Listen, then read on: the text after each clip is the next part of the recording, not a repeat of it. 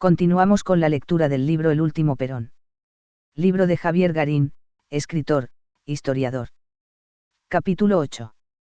El general en su telaraña. Cuando Perón comprendió que la lucha por el retorno al gobierno estaba llegando a su fin, supo también que venía la etapa más difícil, diseñar la toma del poder. Con razón explica en un reportaje a comienzos de 1973, con las elecciones, el peronismo vota en masa de acuerdo con lo que nosotros le decimos. Porque si Cámpora va al gobierno, Perón va al poder, como dicen los muchachos. Es lógico. Si lo he puesto a Cámpora es porque sé que es un hombre de una lealtad insobornable. Cámpora está en el gobierno. Y bueno, yo estoy en el poder. Lo primero que hay que hacer es tomar el gobierno. Punto de partida. Lo segundo, es tomar el poder. El gobierno se toma a través de las elecciones. El poder hay que tomarlo en el primer mes de estar en el gobierno. Al leer estas palabras, algunos muchachos entendieron rudimentariamente que tomar el poder era ocupar ministerios y reparticiones públicas, y eso comenzaron a hacer con gran disgusto de Perón. Obviamente, se refería a otra cosa, y obviamente, no la iba a explicar a los diarios para que se enteren los enemigos. Cuando los gobiernos posteriores hablaron de debilidad de contexto para autojustificarse por aceptar mansamente la dependencia imperialista, no han tenido en cuenta, como hemos dicho, que Perón se encontraba en condiciones de debilidad en el frente externo por la creciente agresividad del imperialismo norteamericano, y, sin embargo, desarrolló una complicada estrategia que le permitiera acumular fuerzas y ganar tiempo. Porque si las relaciones de fuerzas son desfavorables, hay que revertirlo, y no resignarse, y Perón ideó la manera de revertirlo, aunque no fue comprendido por los apresurados, ni tampoco por los retardatarios. Está claro que ya no podía, como bien señala Galasso en su excelente biografía, reeditar el 45, toda vez que el mundo de la Segunda Guerra Mundial ya no existía, las Fuerzas Armadas estaban ahora cipallizadas casi por completo, y tampoco la clase obrera, puntal del 45, tenía la pujanza y homogeneidad de aquellos tiempos. Había que desplegar nuevas tácticas y entrelazar nuevas alianzas. Lo que ideó Perón, octogenario pero brillante, fue lo siguiente. 1. La unidad nacional. 2. La reconstrucción nacional para la liberación. 3. El pacto social. 4. Un gabinete heterogéneo multisectorial. 5. Puentes hacia los dos imperialismos para contrabalancear sus influencias. Se comprende que, como buen estratega militar, Perón sabía perfectamente que no se puede ir a la guerra sin un plan y sin relaciones de fuerzas favorables. Siempre explicaba que, cuando no se ha podido construir relaciones de fuerzas acordes con la política que se desea implementar, hay que tener políticas acordes con las relaciones de fuerzas. Este plan le permitiría ganar tiempo para consolidar relaciones de fuerzas más propicias. En el año 1972 y comienzos de 1973, Perón contaba con construir una red de relaciones latinoamericanas con los gobiernos amigos de Chile, Perú, México y Panamá, e ir expandiendo esa influencia a los otros países para crear un colchón regional frente al imperialismo norteamericano. Este colchón era cada vez más difícil de sostener, porque el imperialismo, como vimos, se venía con todo. Había, pues, que modificar la estrategia. Analicemos los distintos aspectos arriba enunciados. La unidad nacional fue inicialmente concebida con la finalidad de aislar a la dictadura de la NUSE y obligarla a conceder elecciones libres y sin condicionamientos. Para ello Perón necesitaba que las otras fuerzas políticas no hicieran el juego a los dictadores, especialmente el radicalismo, que era la más representativa de las fuerzas no peronistas. Comienza así la labor de seducción de Perón hacia la dirigencia político-partidaria con la Hora de los Pueblos, la reunión multisectorial en el restaurante Nino, los conciliábulos bilaterales con Balbín. En privado Perón lo definía como un viejo camandulero, pero en público lo exaltaba como el otro gran dirigente nacional que tenía el país, y sostenía, yo con Balbín voy a cualquier lado. Se trataba de construir un frente nacional, lo cual tuvo efecto parcialmente antes de las elecciones de marzo de 1973 en el Frejuli. Pero la política frentista se siguió ampliando, y en septiembre de 1973 se habían incorporado otras fuerzas, como el Partido Comunista, cuya significación numérica era escasa pero que tenía para Perón una importancia estratégica en relación al punto 5 que hemos consignado. Hacia las elecciones de septiembre, habían quedado delineadas dos grandes fuerzas electorales, el peronismo y sus aliados, y el radicalismo, minoritario. Perón, no obstante, se había asegurado de que la fuerza de minoría cumpliera un papel de colaboración y no de entorpecimiento, de allí que los acuerdos con Balbín prosiguieron. Balbín era un hombre de consulta permanente de Perón, y cuando estaba por morir recomendó a Isabel: no tomes ninguna decisión sin hablarla con él, cosa que, como era de temer, Isabelita no cumplió. Esta idea, originalmente surgida para aislar a Lanuse, se convirtió en uno de los pilares del último gobierno peronista. Como explicaba Perón, no quería que se repitiera lo sucedido en el golpe de Allende, facilitado por la democracia cristiana, que fue cómplice de Pinochet y de la CIA.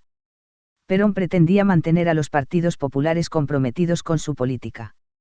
La unidad nacional no se agotaba, obviamente, en lo político partidario, sino que requería el compromiso multisectorial. Por ello participaron de la reunión del restaurante Nino dirigentes sindicales de la CGT y empresariales de la CGE.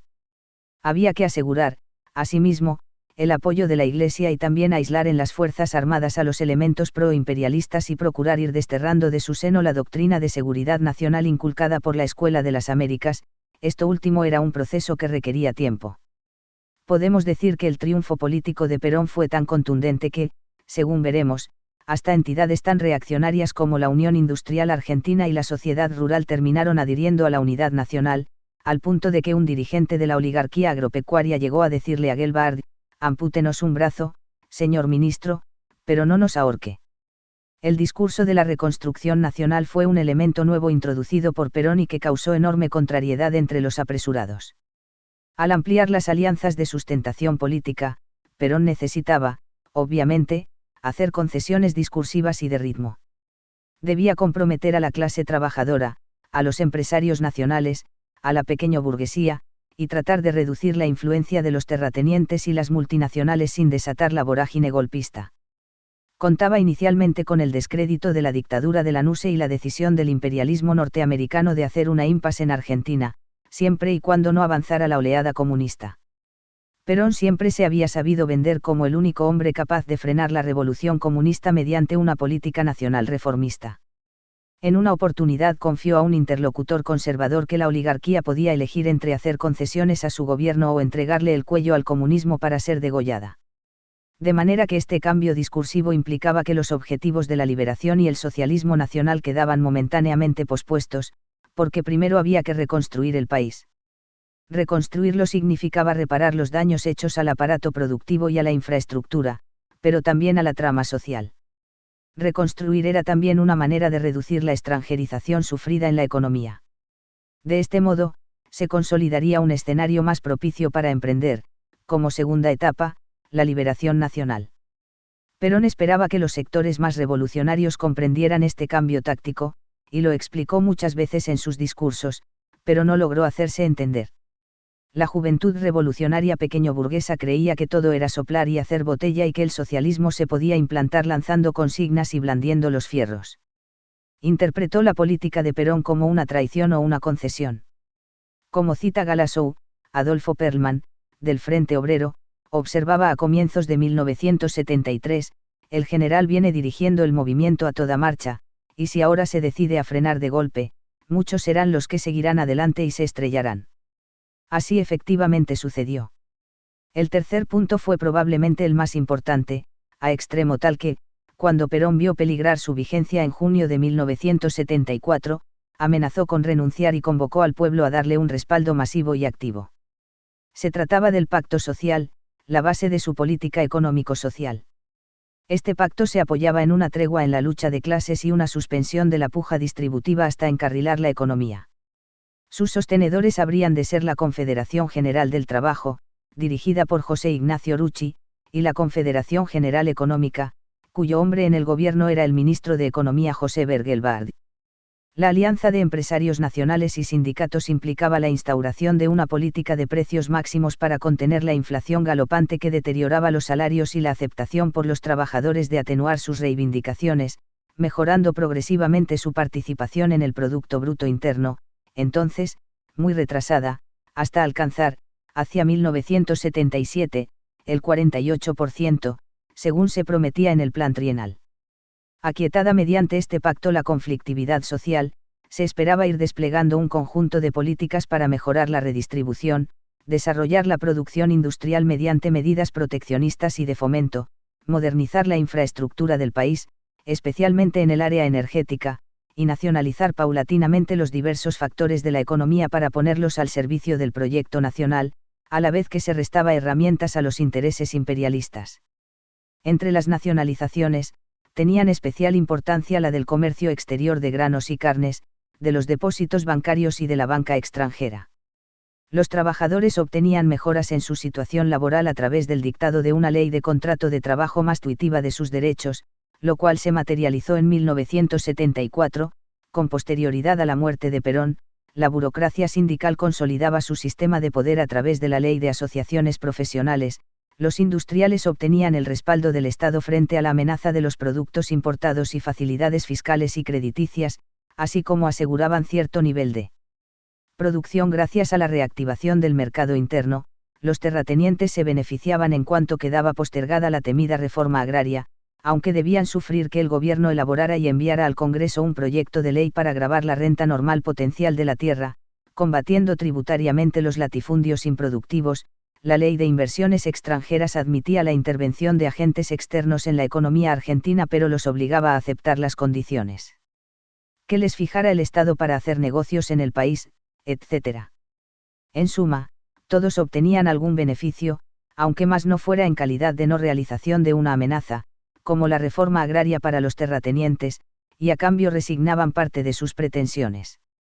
Así el país podía avanzar paulatinamente, desarrollarse en forma gradual, recuperar instrumentos y mejorar la calidad de vida de los más postergados. No era el socialismo nacional, era el retorno a la comunidad organizada. Era la conciliación de clases, no la dictadura del proletariado. Pero era lo que se podía hacer, y obtuvo resonantes éxitos en materia económico-social, como veremos. La izquierda antiperonista del Ejército Revolucionario del Pueblo comprendía muy bien de qué se trataba y procuraba dinamitar el proceso especulando que así llegaría la revolución. La izquierda peronista liderada por Montoneros nunca comprendió ni aceptó esta propuesta. De allí que Firmenich sostuviera, con una ceguera incomprensible a la luz de los años, que el pacto social de Perón era una traición, porque a lo que ellos aspiraban era a un pacto social entre el Estado y la clase obrera y no con los empresarios. En su discurso del 22 de agosto de 1973, Firmenich concede, Perón plantea una estrategia que nosotros admitimos, es la estrategia del Frente Antiimperialista. Pero enseguida demuestra que en realidad no acepta esa estrategia, pues dice, solo la clase trabajadora puede conducir hasta las últimas consecuencias este proceso, si está verdaderamente organizada y su conducción de la alianza de clases es también orgánica. Lo curioso del caso es que Firmenich representa a una fuerza mayoritariamente compuesta por jóvenes de la pequeña burguesía, no una fuerza obrera, y la clase trabajadora está organizada detrás de sindicatos que mayoritariamente son manejados por dirigentes no clasistas sino conciliadores. De allí que Firmenich y sus seguidores, sin comprender a los trabajadores reales, impugnan el pacto social simulando que lo defienden, y centran sus ataques, no en el lejano imperialismo a quien solo invocan como un cuco, sino en los dirigentes sindicales, a quienes visualizan como el impedimento que los separa de una clase obrera realmente consciente y revolucionaria.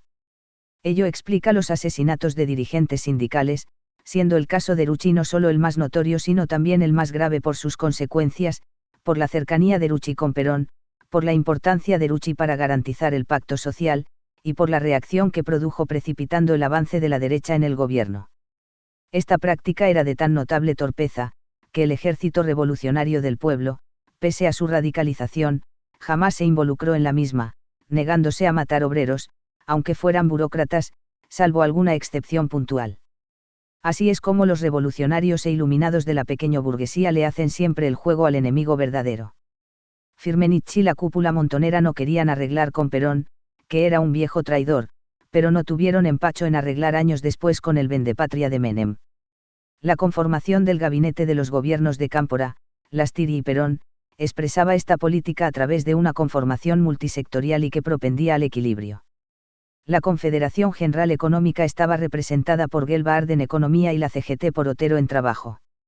La izquierda tenía varios ministros que luego fue perdiendo, y la derecha tenía a López Rega, poco a poco convertido en un verdadero monje negro de los sectores más reaccionarios. Precisamente dentro del gabinete se expresaban también, a través de dos ministros, los puentes con los dos imperialismos. Sostenemos la hipótesis de que Perón necesitaba mantener estos puentes para reforzar la estabilidad de su gobierno, contrabalancear recíprocamente sus influencias y ganar tiempo para la consolidación del proyecto nacional. Gelbard, el ministro de Economía, no era solamente el representante del empresariado nacional más proclive a una política de reafirmación soberana. Gelbard era un hombre formado en el marxismo, un cuadro inicialmente comunista, que mantenía relaciones con su partido de origen y que desplegaba, hacia el exterior, amplios contactos con el mundo socialista.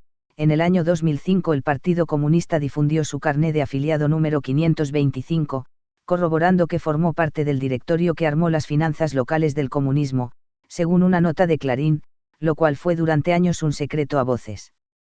Gelbard actuaba como verdadero enlace con la Unión Soviética, los países del Este y Cuba. Fue artífice de significativos acuerdos comerciales con esos países y uno de los hacedores de la ruptura del bloqueo cubano, así como garante del cumplimiento de los envíos de productos a La Habana. Fue el encargado de decirles a las automotrices norteamericanas, cuando se negaban a exportar automóviles a Cuba, que si no lo hacían, el gobierno argentino les expropiaría toda la producción. El apoyo soviético al gobierno argentino estaba expresado por el apoyo electoral del Partido Comunista a Perón. Las ventajas que obtenía la Unión Soviética consistían, políticamente, en la existencia de un gobierno latinoamericano que no fuese lacayo de los yanquis, después del fracaso estrepitoso y trágico de la experiencia chilena, y económicamente, en el establecimiento de significativas relaciones comerciales. En cuanto a Cuba, ningún otro país latinoamericano hizo tanto por ella, hasta la llegada de Hugo Chávez, como Argentina bajo Perón.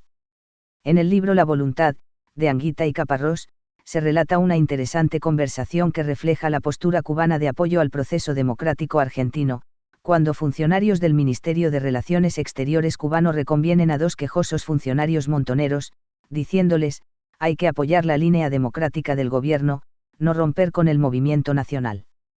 Sabemos que hay sectores deplorables, como López Rega e Isabel, pero el proyecto democrático es importante, y hay sectores muy útiles, como el ministro Gelbard.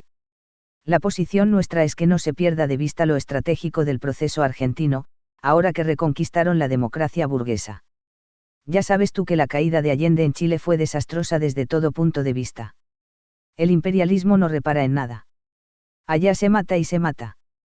En Bolivia lo mismo, en Uruguay las fuerzas populares y socialistas también retroceden en todos los terrenos. No es hora de avanzar, es más de resguardar posiciones. No hay que caer en errores como los compañeros del Ejército Revolucionario del Pueblo, que empezaron a operar en plena democracia. Nosotros consideramos que la manifestación en la plaza, de Montoneros el 1 de mayo de 1974, no era el momento más apropiado para expresar las diferencias. Empezar a los balazos en las actuales circunstancias es sumamente negativo para ustedes y para el panorama latinoamericano.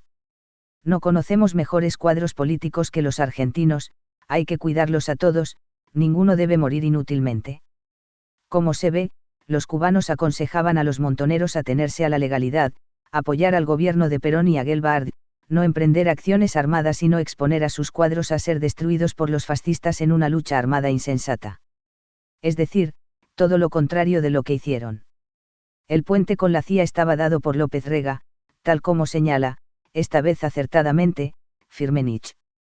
En rigor, Firmenich lo caracteriza como un espía o agente infiltrado por la CIA en la intimidad del líder argentino, pero esto constituye una subestimación de Perón, quien no era tan ingenuo y chambón como para desconocer los vínculos de nada menos que su secretario personal con la inteligencia norteamericana, vínculos que databan del exilio español.